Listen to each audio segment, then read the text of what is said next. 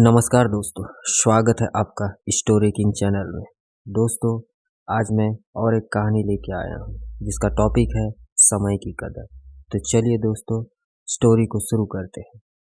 एक गांव में 3 लड़के रहते थे, राम, श्याम और राजू। तीनों के पिता काफी अमीर थे। तीनों का बचपन बहुत अच्छी तरह से गुजर रहा था। उनके माता पिता कभी भी उनकी कोई भी मांग को अनदेखा नहीं करते थे।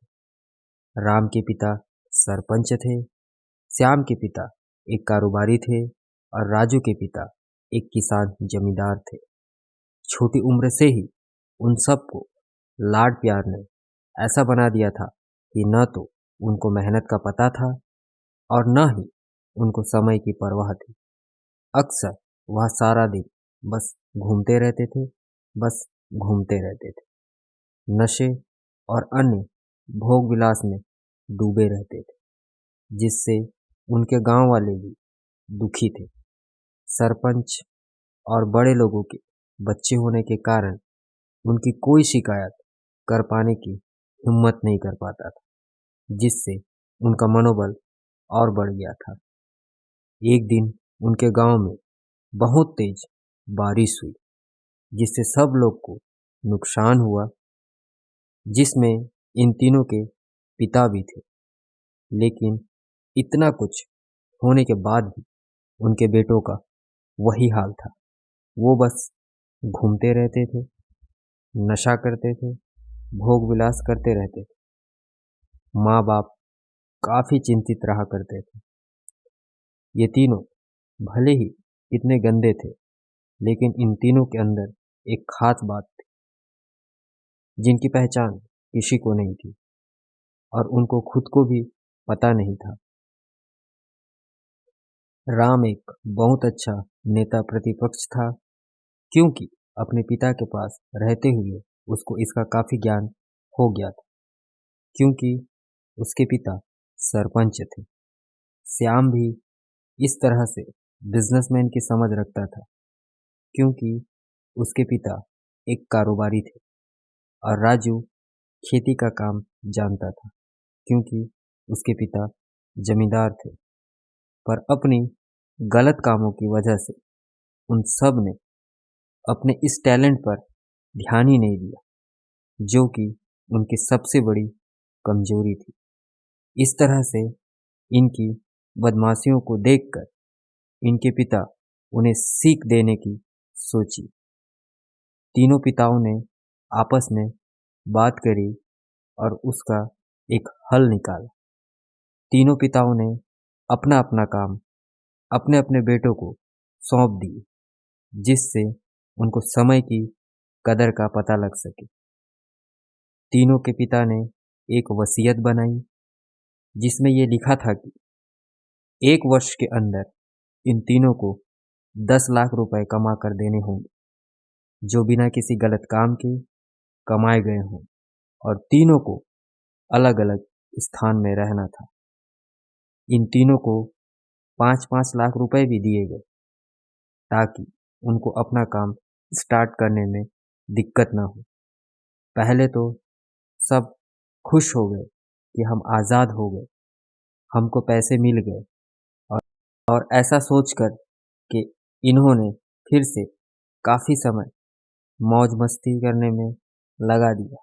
इस तरह से 6 महीने बीत गए और इनका काफी सारा नुकसान भी हुआ।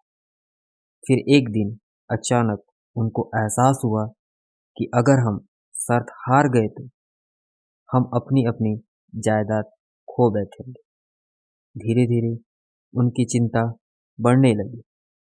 एक दिन वो इसी उधेड़-धुन में एक पार्क में बैठे थे और कुछ डिस्कस कर रहे थे कि उनको एक छोटी सी लड़की मिली। वो फूल बेच रही थी और साथ में पढ़ भी रही थी। तीनों लोग उस लड़की के पास में गए।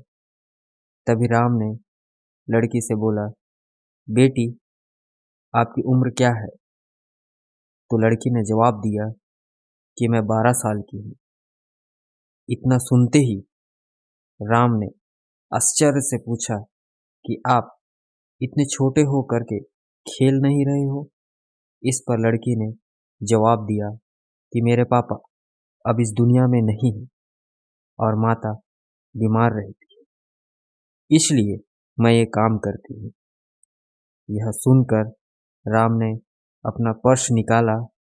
उसके पास जो भी पैसे बचे थे वो उस लड़की को देने लगा।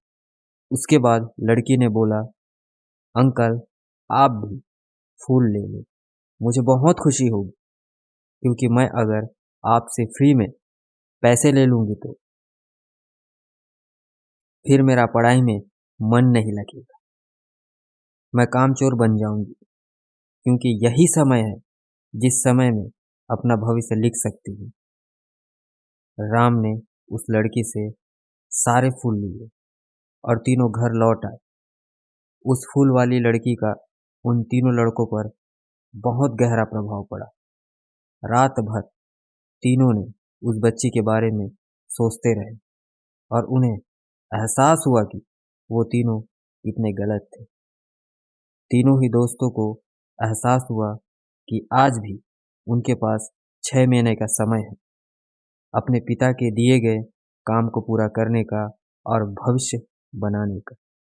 इसी दौरान सब ने सोचा कि अगर बचे हुए समय का सही उपयोग करें तो अभी भी बहुत कुछ किया जा सकता है।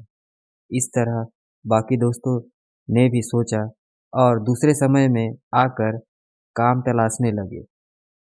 पर उनके शर्त में एक शर्त ये भी थी कि उनको जो भी काम करना है वो अपनी पहचान बताए बिना करेंगे, जिससे ये साफ था कि उनको काम नहीं मिला। और जब काम नहीं मिला तो उन्होंने सोच लिया तो अब वो अगर कुछ भी करेंगे तो अपने गांव में जाकर ही काम करेंगे। भले ही उनके पिता कुछ भी सोचे, लेकिन फिर भी अपने गांव में जाएंगे और अपने गांव में कुछ नए काम करेंगे। भले ही उनको अपने पिता की वसीयत न मिले, तीनों लड़के अपने गांव में फिर से आए और अपने अपने पिताओं से जाकर के मिले और उन्होंने अपने अनुभव के बारे में बताया और बोला कि वो आगे से ऐसी गलती नहीं करेंगे और वो उन्हें माफ कर दें। लेकिन पिता तो शर्त पे ही अड़े थे। लड़कों को कोई दया नहीं मिली। तीनों को फिर से दुख हुआ कि तीनों को अपनी गलती की एहसास होने के बाद भी उनके पिता उनका सपोर्ट नहीं कर रहे और फिर से वो रात भर सोचते रहे कि अब क्या किया जाए। तीनों ने मिल करके एक स्कीम निकाली। राम अपने मित्रों के साथ में मिलकर लोगों की प्रॉब्लम को सुलझाने लगा, जिससे उसको गांव की समस्याओं का ज्ञान हुआ। इसी तरह श्याम भी गांव के विकास के लिए नए नए तरीके सीख गया और राजू को किसानों और बीजों का ज्ञान हो जाने से उसको काफी फायदा हुआ। तीनों ने मिलकर अपने बाकी पैसों को सही ढंग से सही जगह लगाकर गांव को एक नया रूप दे दिया। उनकी कड़ी मेहनत से गांव के लोग, दूसरे शहर के लोग भी उनकी तारीफ करने लगे। उनका गांव तरक्की करने लगा। कई तकनीकों के कारण हर वर्ग के लोगों से उनका जुड़ाव होने लगा और एक समय आने के बाद उनके पिताओं ने भी उनको माफ कर दिया। इसी तरह से दोस्तों उन तीनों को समय की कीमत का अंदाजा हुआ कि पहले वो कितना समय बर्बाद कर रहे थे, लेकिन जब से उनको समय की कीमत का अंदाजा हुआ तब से उन्होंने समय को बर्बाद नहीं किया और काम करके पैसा कमाया, नाम कमाया और ये सीख ईमानदारी से जिंदगी कैसे जीते हैं। दोस्तों कुल मिलाकर कहने का मतलब यह है कि आप सभी समय को बर्बाद न करें। अगर ये समय आपके हाथ से निकल गया तो कुछ नहीं कर सकते। और हाँ, समय के पास इतना समय नहीं कि वो आपको दोबारा समय दे। समय बर्बाद करने का हजारों तरीका है, लेकिन आप ऐसा कोई तरीका चुनिए जो आपकी जिंदगी बदल दे, इस समाज की जिंदगी बदल दे, इस देश का भविष्य बदल दे। मुझे उम्मीद है कि ये स्टोरी आपको अच्छी लगी होगी दोस्तों।